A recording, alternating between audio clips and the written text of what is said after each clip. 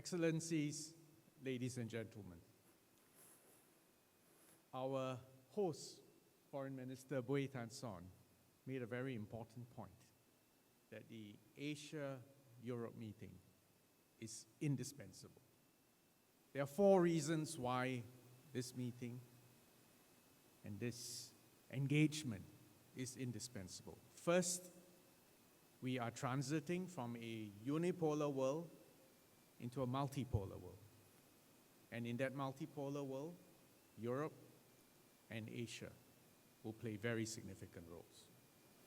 The second reason why we are indispensable is that we are still faced with this current emergency, this crisis due to COVID-19, and it will go on for some time. The third reason is that we are in the midst of a once-in-a-generation digital revolution with profound impact on jobs, society, and politics. And the fourth reason is that there remains a clear and present danger from climate change, for which a global response is essential. And so I submit that Mr. Boey Tan Son's description of ASEM as indispensable is absolutely spot on. Let me quickly sketch 3 challenges that we face. The first is to deal with the immediate crisis from COVID-19. COVID-19 is endemic. The possibility of it disappearing the way its predecessor, SARS, 18 years ago, we lost that opportunity. It is now endemic, it will be permanent in humanity, and it will come back in recurrent waves. We need to vaccinate, we need to test, we need to isolate, and we need to improve therapeutics. And while significant and indeed unprecedented progress has been made, if you had asked me a year ago, would we have vaccines within a year? As a doctor, I would have told you impossible. But the impossible has occurred. But what we are witnessing now is great asymmetry. For instance, in the distribution of vaccination. Asymmetry ranging from some countries more than 70%, even 80%, and some countries less than 1% vaccination. The second challenge we face is economic. COVID-19 decimated economic activity across the world. And because we all needed to impose some form of generalized lockdown, there was a very heavy price paid by all our people. There will be recovery. There will be recovery this year.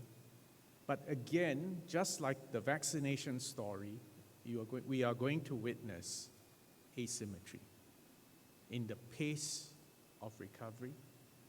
And we need to make sure we don't end up with another stratified world in the way we recover post-COVID-19. The third, and perhaps the most painful challenge, is to recognize the crisis of global governance. If you cast our minds back a year ago, the missed opportunities, the failure to coordinate, the way the virus was allowed to escape into our populations and become endemic, and the failure to coordinate at a global level. I'm afraid history will judge this generation harshly. And if that was not enough, we also witnessed disruption of global supply chains. We witnessed xenophobia, racism, rising hyper-nationalism, and what we thought was an interconnected happy village, in fact, turned out to be the opposite. So, in the face of these current and ongoing challenges, where does ASEM fit in? I think there's quite a lot that we can do. On health, the cooperation between Asia and Europe is absolutely critical. ASEM issued the COVID-19 ministerial statement last year, which reaffirmed our commitment to strengthening dialogue and cooperation. But it wasn't just about words and pious aspirations, because in fact, if you look at the reality, the fact is Europe and China were the largest exporters of vaccine in the last few months. And I give credit to Europe for being a reliable exporter of vaccines, honoring contracts, even when Europe itself was not fully vaccinated. And Europe needs to be commended for that commitment to a rules-based, honoring contracts, and understanding that the world would not be safe unless all of us were safe. I'm glad that we all supported the COVAX facility, and Singapore was founded the informal Friends of the COVAX facility. Vaccine multilateralism is essential. On the economic front, ASEM partners have continued to do our best to keep our economies open and to integrate our economies and to continue to stand for the cause of free trade despite the political opposition accentuated by the fears brought on by COVID-19. And on this point, it's worth reflecting that just in the last 1 or 2 years, the 11 of us proceeded with the CPTPP, the Comprehensive and Progressive Trans-Pacific Partnership, even minus the United States. And Vietnam and Singapore have ratified the CPTPP. And I'm glad that the UK has expressed interest in joining the CPTPP. And last year, ASEAN, China, Japan, Republic of Korea, Australia, New Zealand signed the RCEP, the Regional Comprehensive Economic Partnership, probably the world's largest free trade agreement. The EU signed a free trade agreement with Singapore and a separate free trade agreement with Vietnam.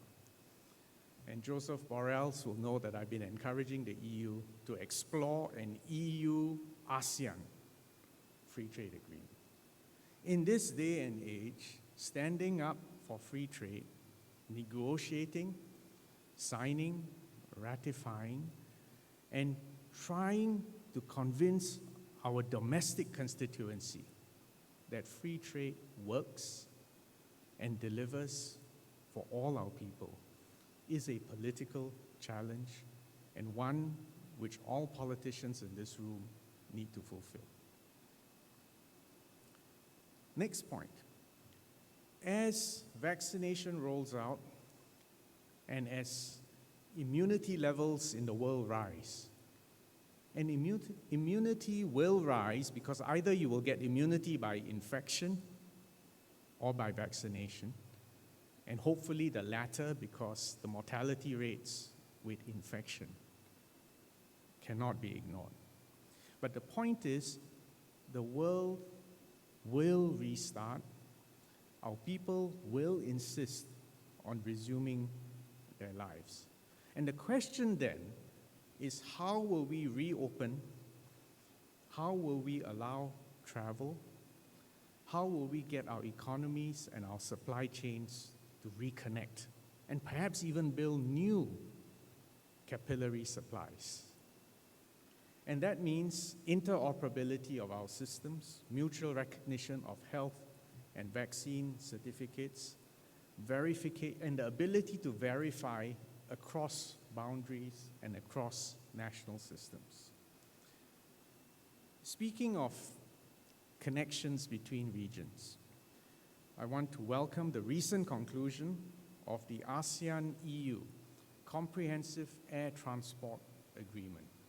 This is the first time ever two regions have signed a bloc-to-bloc air travel agreement.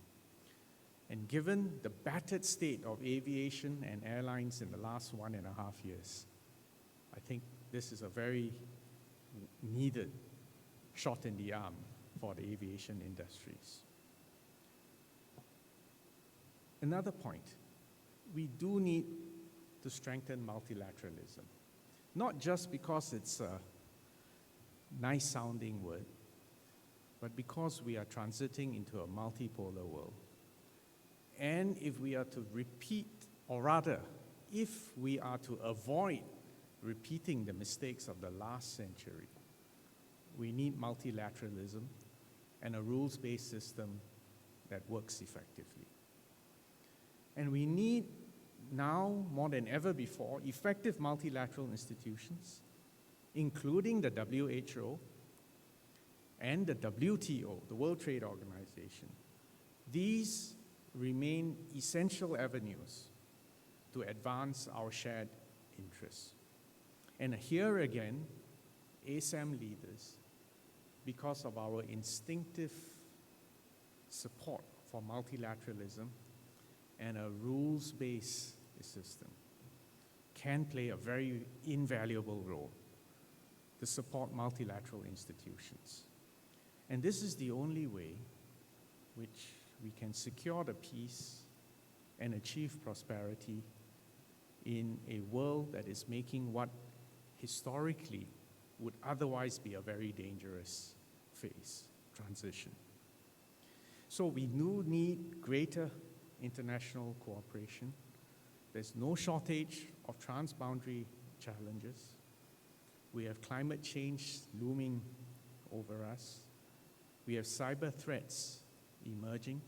And just as we become more dependent on our digital systems, the cyber threats and cyber crimes, in fact, become even more critical threats to our way of life and our prosperity.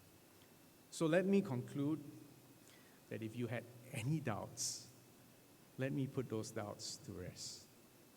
The engagement between Asia and Europe is more relevant, more essential than ever before. And I thank you all for your support over the past 25 years. And let's look forward to another 25 years with hope and confidence and solidarity. Thank you all very much.